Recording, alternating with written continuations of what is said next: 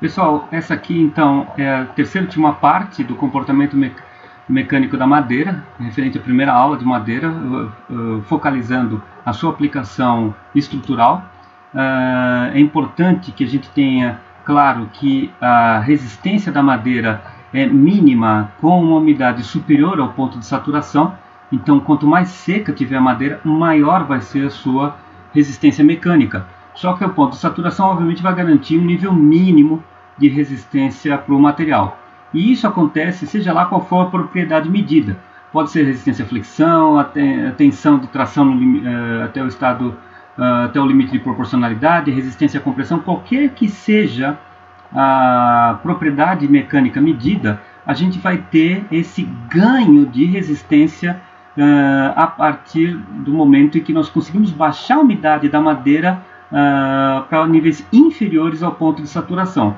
No caso de uma espécie como esse daqui, está em torno de 27% de teor de umidade, ou seja, abaixo desses 27% eu vou ter um ganho proporcional de resistência da madeira. Acima do ponto de saturação eu vou ter uma condição de equilíbrio.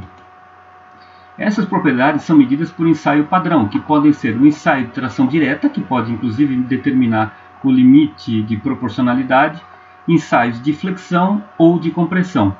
Esses ensaios têm que ser feitos com o devido cuidado para garantir a correta avaliação da direção das fibras da madeira, em que direção estamos avaliando a madeira. Então, um ensaio de compressão, se for feito na direção longitudinal das fibras, vai apresentar um maior nível de resistência com toda certeza. E a ruptura vai ocorrer por flambagem das fibras, como a gente pode ver nesse corpo de prova, onde as fibrinhas se dobram. Então acaba sendo uma ruptura, nesse caso, mais dúctil e com elevada capacidade resistente. Já num tensionamento tangencial, a gente pode ter aqui uma região com maior nível de porosidade, acompanhando os anéis de crescimento da árvore, gerando uma ruptura de menor resistência e frágil. Ou então, numa madeira mais porosa, a gente pode ter o esmagamento desses poros, dos canalículos, das fibras da madeira, gerando uma ruptura dúctil, mas com grande deformabilidade e resistência inferior.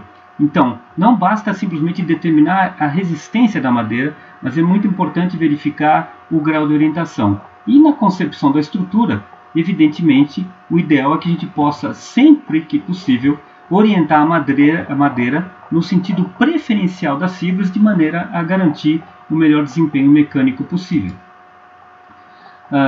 Também já é comprovado que a madeira varia muito de comportamento, muito em função da densidade, da quantidade de material sólido presente nos seus tecidos, especialmente as fibras de celulose dentro dessa matriz de lignina. Então essa fase sólida é que vai garantir a resistência da madeira. Ou seja, quanto maior a densidade relativa da madeira, maior é a resistência mecânica do material. E por isso que a gente pode até pensar em estruturas otimizadas, como o caso dessa viga de madeira laminada colada, de eucalipto, por exemplo. Então são várias peças cortadas, são várias tábuas que são compostas assim, coladas. Como os maiores esforços durante a flexão de uma viga vão acontecer na parte superior por compressão e na parte inferior por tração, o que seria interessante é poder controlar a porosidade da madeira, de todos os elementos, garantindo que as madeiras mais densas e, consequentemente, mais resistentes fossem posicionadas na parte de cima e na parte inferior, onde a gente teria os maiores níveis de tração e compressão. Dessa maneira, a gente vai ter um material de gradação funcional, um elemento estrutural que é a viga com gradação funcional, otimizando o comportamento estrutural desse elemento. A norma também tem um equacionamento de previsão de comportamento em termos de propriedades mecânicas destinadas ao dimensionamento, que é função da densidade de massa da madeira determinada a 15% de umidade. Então, uma vez que a gente tem essa densidade, a gente consegue inferir o comportamento mecânico como parâmetro de dimensionamento. Por isso que a norma também fornece nas suas tabelas classificações em função da espécie, né? No caso aqui das coníferas, o pinho do Paraná, pinos, etc., qual é a densidade da madeira e quais são os níveis de resistência em função das diversas direções de avaliação. O mesmo acontece para as madeiras folhosas, como jatobá, cedro, etc., onde a gente tem também densidades, nesse caso aqui, maiores, e as resistências esperadas para cada avaliação e direção de avaliação. Obviamente que se a direção de avaliação não estiver ortogonal ao crescimento da madeira ou não a 90 graus em relação a essa orientação, se tem que tomar o cuidado de fazer as correções, porque à medida que nós inclinamos, nós temos uma perda de resistência. A norma prevê que se esse ângulo for inferior a 6 graus, se pode trabalhar sem as correções. Mas caso a concepção estrutural force a maior nível de inclinação, evidentemente esse tipo de alteração do comportamento tem que ser levado em consideração no dimensionamento.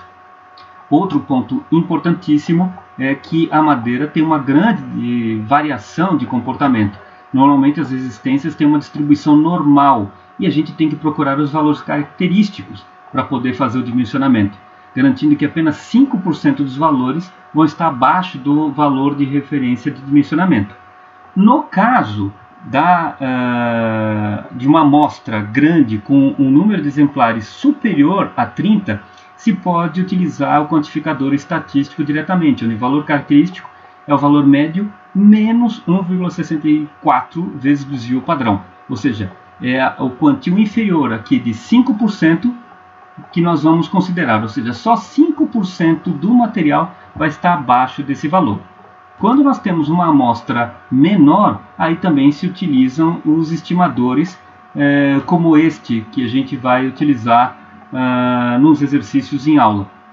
Esse estimador é muito semelhante ao do concreto ou mesmo do aço e pega apenas, ou considera apenas, os valores inferiores da distribuição amostral e que acaba atuando também como um controlador de defeitos da amostra. Outro ponto extremamente importante é que as madeiras são deformáveis e a gente tem que garantir o bom desempenho da estrutura, evitando flechas, deformações excessivas.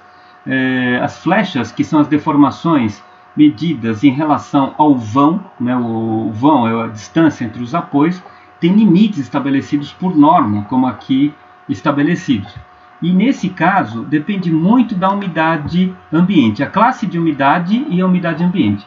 Então, em função da classe de umidade, 1, 2, 3 e 4, vamos ter um nível de umidade maior. Então, umidades maiores, 3 e 4, vão gerar um coeficiente de fluência maior, porque fluência basicamente é a movimentação de água dentro da estrutura da madeira.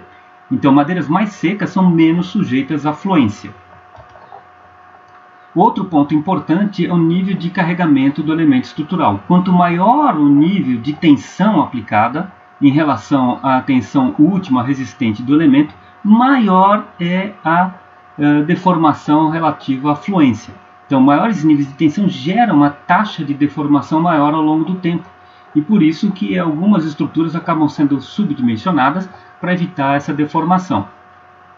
Também nesse sentido se podem utilizar alguns tratamentos. E isso foi comprovado por esse estudo feito na Noruega com vigas carregadas em 4 pontos, 2 apoios, 2 carregamentos superiores, são vigas padrão com madeira colada.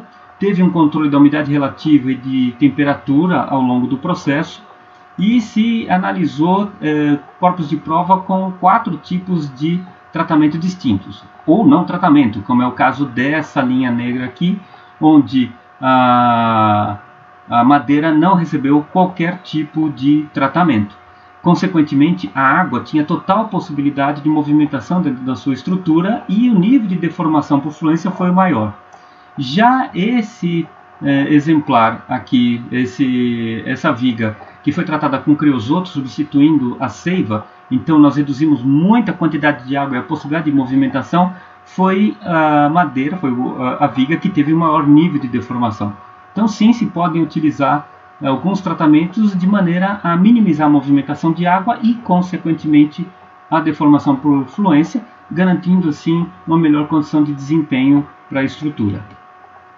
Outro ponto muito importante é que a madeira tem muito boa resistência ao incêndio, apesar de ser combustível. E isso é exemplificado por essa foto clássica, onde uma viga de madeira acaba sustentando perfis metálicos que acabaram se deformando completamente durante o incêndio.